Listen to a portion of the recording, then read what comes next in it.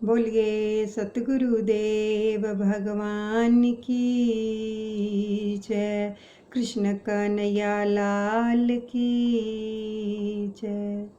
हम श्रवण करने जा रहे हैं श्रीमद् भागवत गीता जी के चौथे अध्याय का महात्म्य। हरे रामा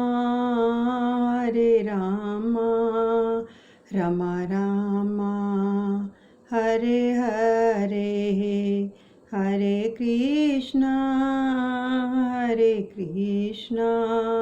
कृष्णा कृष्णा हरे हरे। श्री भगवान कहते हैं, प्रिय, अब मैं चौथे अध्याय का महात्म्य बतलाता हूँ, सुनो।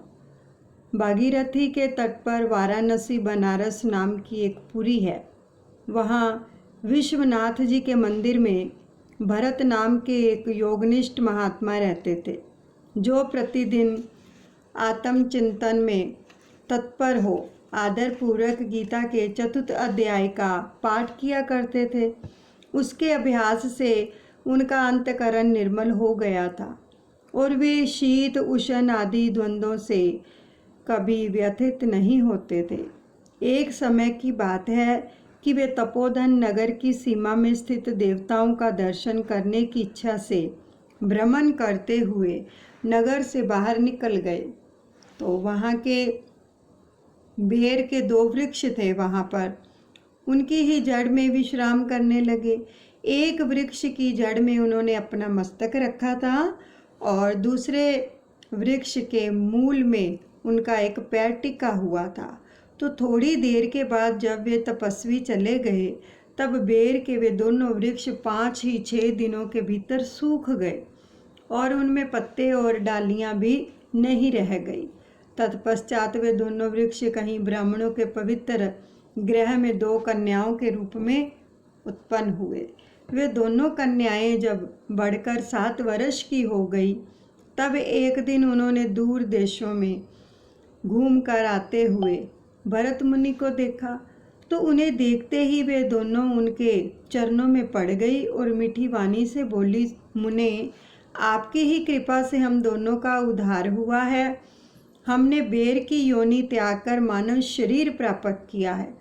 तो उनके इस प्रकार कहने पर मुनि को बड़ा विस्मय हुआ। उन्होंने पूछा, पुत्रियों, मैंने कब और किस साधन से तुम्हें मुक्त किया था? साथ ही ये भी बताओ कि तुम्हारे बेर के वृक्ष होने में क्या कारण था, क्योंकि इस विषय में मुझे कुछ भी ज्ञात नहीं है। तब वे कन्याएं पहले उन्हें अपने बेर हो जाने का कारण बतलाती हुई बोली, मुने, गोदावरी नदी के तट पर छिन्न पाप नाम का एक उत्तम तीर्थ है, जो मनुष्यों को पुण्य प्रदान करने वाला है। वह पावन ताकि चरम सीमा पर पहुंचा हुआ है। उस तीर्थ में सत्य तपा नामक एक तपस्वी बड़ी कठोर तपस्या कर रहे थे। तो वे ग्रीष्म ऋतु में प्रज्वलित अग्नियों के बीच में बैठते थे। वर्ष काल में जल की धाराओं से उनके मस्तक के बाल सदा भीगे ही रहते थे तथा जाड़े के समय जल में निवास करने के कारण उनके शरीर में हमेशा रोंगटे जो थे वो खड़े रहते थे।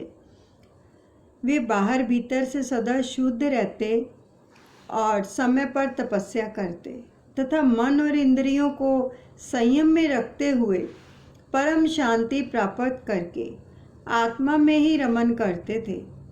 वे अपनी विद्वता के द्वारा जैसा व्याख्यान करते थे, उसे सुनने के लिए साक्षात ब्रह्मा जी भी प्रतिदिन उनके पास उपस्थित होते और प्रश्न करते थे। ब्रह्मा जी के साथ उनका संकोच नहीं रह गया था, अतः उनके आने पर भी वे सदा तपस्या में मगन रहते थे। परमात्मा के ध्यान में निरंतर संलग्न रहने के कारण उनकी तपस्या सदा बढ़ती रहती थी। सत्य तपा को जीवन मुक्त के समान मानकर इंद्र को अपने समृद्धशाली पद के संबंध में कुछ भय हुआ, तब उन्होंने उनकी तपस्या में सैकड़ों विघ्न डालने आरंभ किए।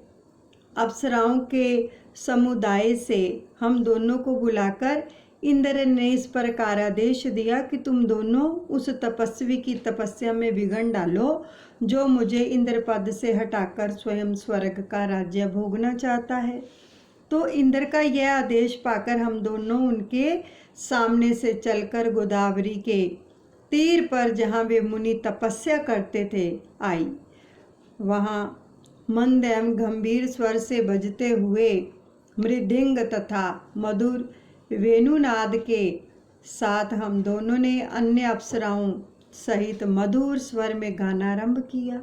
इतना ही नहीं, उन योगी महात्माओं को वश में करने के लिए हम लोग स्वर, ताल और लय के साथ नृत्य भी करने लगी।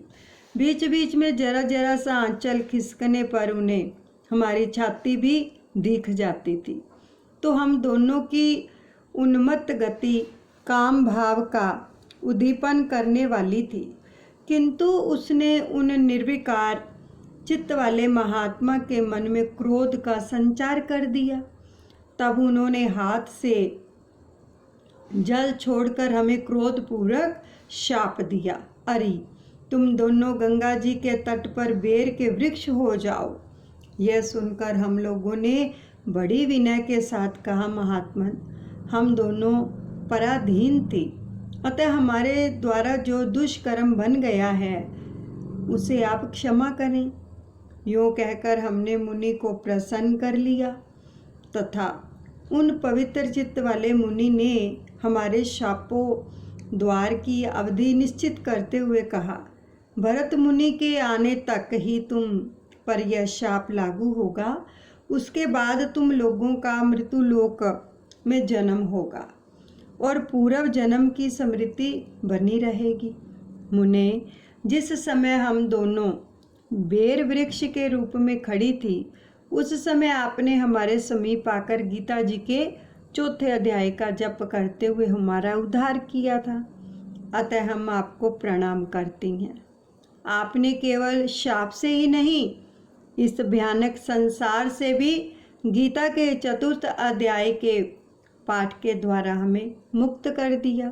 तो श्री भगवान कहते हैं कि उन दोनों के इस प्रकार कहने पर मुनि बहुत ही प्रसन्न हुए और उनसे पूजित हो विदा लेकर जैसे आए थे वैसे ही चले गए तथा वे कन्याएं भी बड़े आदर के साथ प्रतिदिन गीता जी के 4 अध्याय का पाठ करने लगी, जिससे उनका जो था उद्धार हो गया। अब हम गीता जी के 4 अध्याय को श्रवण करेंगे, जिसमें श्री कृष्ण अर्जुन संवाद। इसके उपरांत श्री कृष्ण महाराज बोले, हे अर्जुन, मैंने इस अविनाशी योग को कल्प के आदि में सूर्य के प्रति कहा था और सूर्य ने अपने पुत्र मनु के प्रति कहा और मनु ने अपने पुत्र राजा इक्ष्वाकु के प्रति कहा। तो इस प्रकार परंपरा से प्राप्त हुए इस योग को राज ऋषियों ने जाना, परंतु हे अर्जुन, वह योग बहुत काल से इस पृथ्वी लोक में लोप हो गया था। वही यह पुरातन योग अब मैंने तेरे लिए वर्णन किया है, क्योंकि तू मेरा भगत है और प्रिय सखा है, इसलिए तथा यह योग बहुत उत्तम और रहस्य अर्थात अति मर्म का विषय है। इस प्रकार भगवान श्री कृष्ण महाराज के वचन सुनकर अर्जुन ने पूछा, हे भगवान, आपका जन्म तो आधुनिक अर्थात अब हुआ है और सूर्य का जन्म बहुत पुराना है, इसलिए इस योग को कल्प के आदि से आपने कहा था, यह मैं कैसे जानूं? तो इस प्रकार श्री कृष्ण महाराज बोले, हे अर्जुन, मैं और तेरे बहुत से जो है जन्म हो चुके हैं, परंतु हे प्रंतप, उन सबको तू नहीं जानता और मैं जानता हूँ मेरा जन्म प्राकृत और मनुष्यों के सदृश नहीं है। मैं अविनाशी स्वरूप अजन्मा होने पर भी तथा सब भूत प्राणियों का ईश्वर होने पर भी अपनी प्रकृति को अधीन करके योग माया से प्रकट होता हूँ। हे भारत, जब जब धर्म की हानि और अधर्म की वृद्धि होती है तब तब ही मैं अपने रूप को रचता हूँ अर्थात प्रकट करता हूँ, क्योंकि साधु पुरुषों का उद्धार करने के लिए और दूषित कर्म करने वालों का नाश करने के लिए तथा धर्म स्थापन करने के लिए युग युग में प्रकट होता हूँ। इसलिए हे अर्जुन, मेरा वह जन्म और कर्म दिव्य अर्थात अलौकिक है।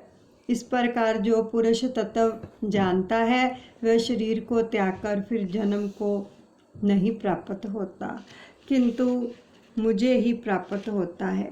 हे अर्जुन, पहले भी राग भय और क्रोध से रहित अनन्य भाव से मेरे में स्थित वाले मेरे शरण हुए बहुत से पुरुष ज्ञान रूप तप से पवित्र हुए और मेरे स्वरूप को प्राप्त हो चुके हैं। क्योंकि हे अर्जुन, जो मेरे को जैसा भजते हैं मैं भी उनको वैसे ही भजता हूँ।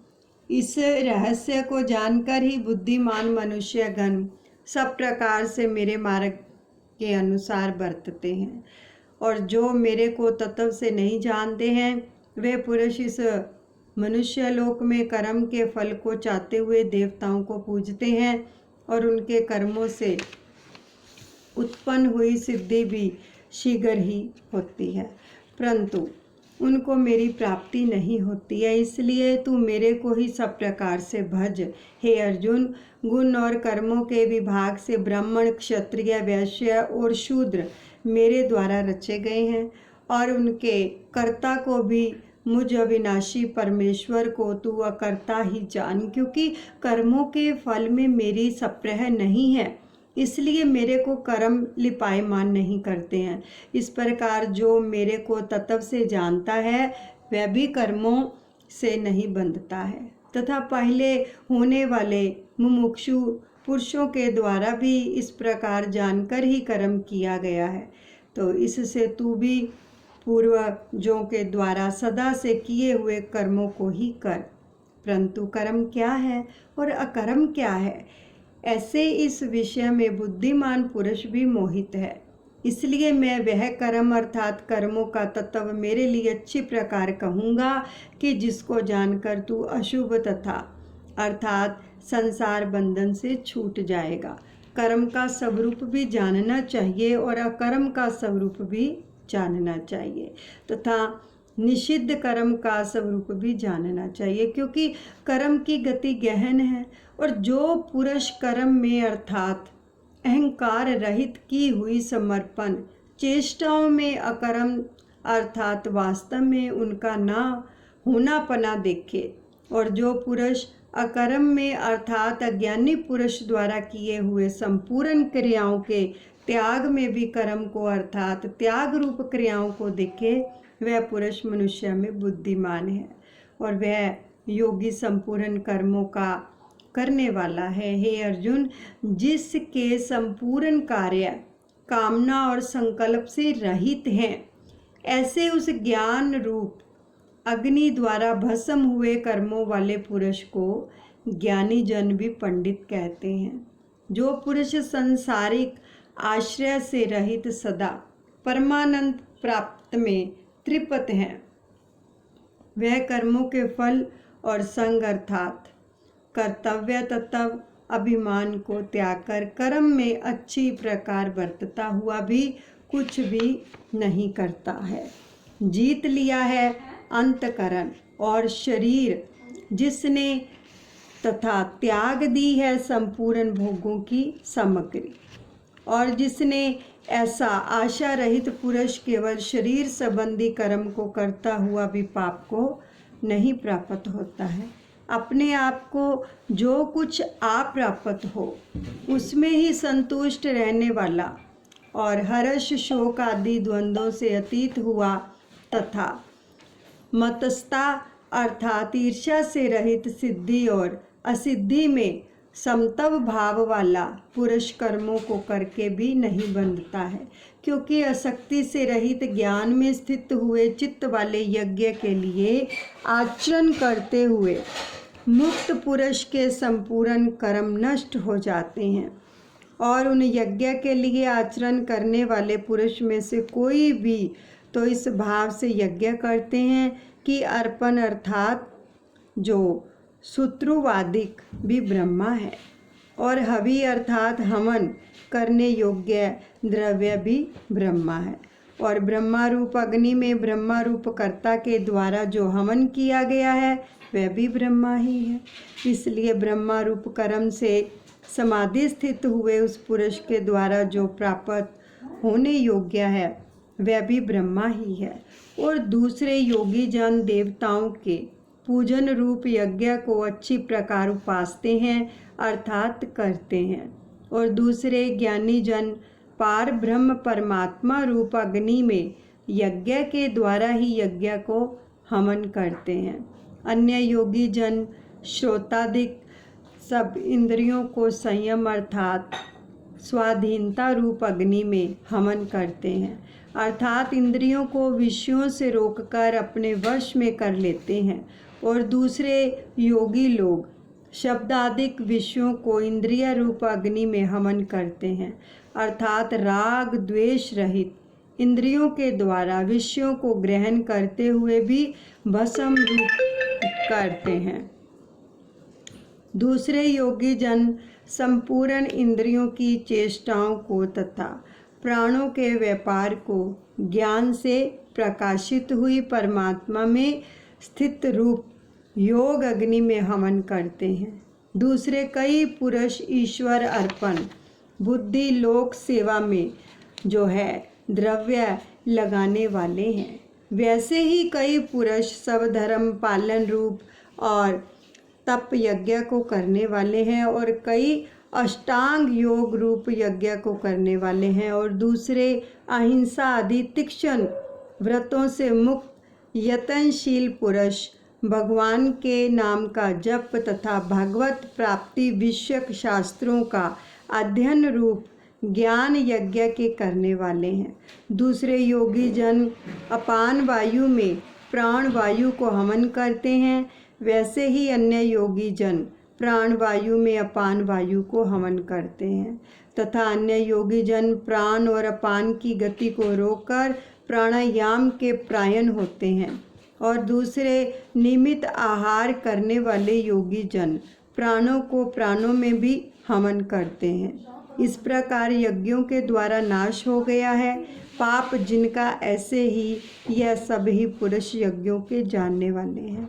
हे कुरुश्रेष्ठ अर्जुन, यज्ञों के परिणाम स्वरूप ज्ञानामृत को भोगने वाले योगी जन सनातन पर ब्रह्म परमात्मा को प्राप्त होते हैं, और यज्ञ रहित पुरुषों को यह मनुष्य लोक भी सुखदायी नहीं है।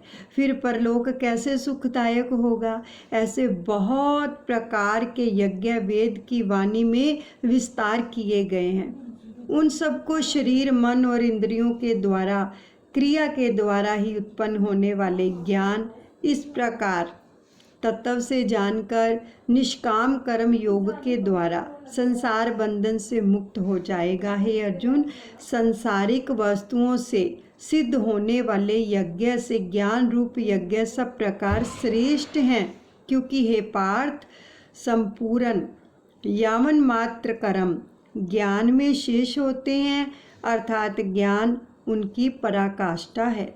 इसलिए तत्व को जानने वाले ज्ञानी पुरुषों से भली प्रकार दंडवत प्रणाम तथा सेवा और निष्कपट भाव से किए हुए प्रश्न द्वारा उस ज्ञान को जान। वे मर्म को जानने वाले ज्ञानी जन तुझे उस ज्ञान का उपदेश करेंगे कि जिसको जानकर तू फिर इस प्रकार मोह को प्राप्त नहीं होगा। हो रे अर्जुन, जिस ज्ञान के द्वारा सर्वव्यापी अनंत चेतना रूप हुआ अपने अंतर्गत समष्ट बुद्धि के आधार पर संपूर्ण भूतों को देखेगा और उसके उपरांत मेरे में अर्थात सच्चिदानंद स्वरूप में की भाव हुआ सच्चिदानंद में ही देखेगा। यदि तू सब पापियों से भी अधिक पाप करने वाला है तो भी ज्ञान स्वरूप नौका के द्वारा निस्संदेह संपूर्ण पापों को अच्छी प्रकार तर जाएगा। हे अर्जुन, जैसे प्रज्वलित अग्नि ईंधन को भस्म कर देता है, वैसे ही ज्ञान रूप अग्नि संपूर्ण कर्मों को जो है भस्म कर देता है। इसलिए इस संसार ज्ञान के समान पवित्र करने वाला निस्संदेह कुछ भी नहीं है। उस ज्ञान को कितने के काल से अपने आप समतव और तत्व बुद्धि रूप योग के द्वारा अच्छी प्रकार शुद्धांतकरण हुआ पुरुष आत्मा में अनुभव करता है। हे अर्जुन, जितेंद्रिय तत्पर हुआ श्रद्धावान पुरुष ज्ञान को प्राप्त होता है और ज्ञान को प्राप्त होकर तत्क्षण भगवत प्राप्ति रूप परम शांति को प्राप्त हो जाता है। हे अर्जुन, भगवत विषयों ना जानने वाला तथा श्रद्धा रहित और संशय युक्त पुरुष परमार्थ से भ्रष्ट हो जाता है और उनमें भी संशय युक्त पुरुष के लिए तो ना सुख है और ना ही यह लोक है ना परलोक है, अर्थात यह लोक और परलोक दोनों ही उसके लिए भ्रष्ट हो जाते हैं। हे धनंजय, समतव बुद्धि रूप योग द्वारा भगवत दर्पण किए कर दिए हैं। संपूर्ण कर्म जिसने और ज्ञान के द्वारा नष्ट हो गए हैं, सब संशय जिसके, ऐसे परमात्मा प्रायण पुरुष को कर्म नहीं बांधते हैं। इससे हे भरतवंशी अर्जुन, तू समतव बुद्धि रूप योग में स्थित हो और अज्ञान से उत्पन्न हुए हृदय में स्थित इस अपने संशय को ज्ञान रूप तलवार के द्वारा छेदन करके युद्ध के लिए खड़ा हो।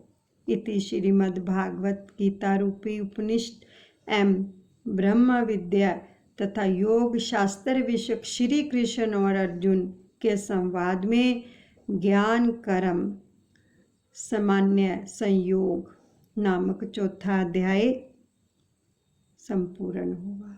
बोलिए सतगुरुदेव भगवान की जय। कृष्ण कन्हैया लाल की जय।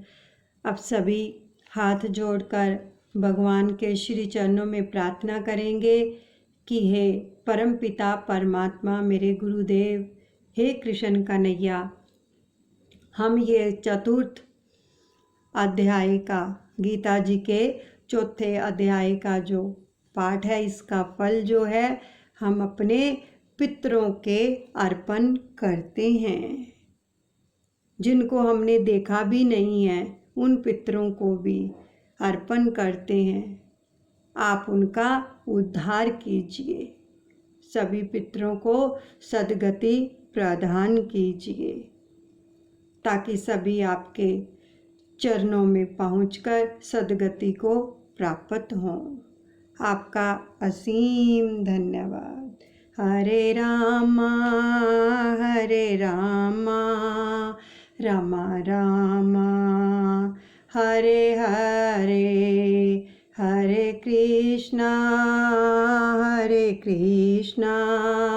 कृष्णा कृष्णा हरे हरे।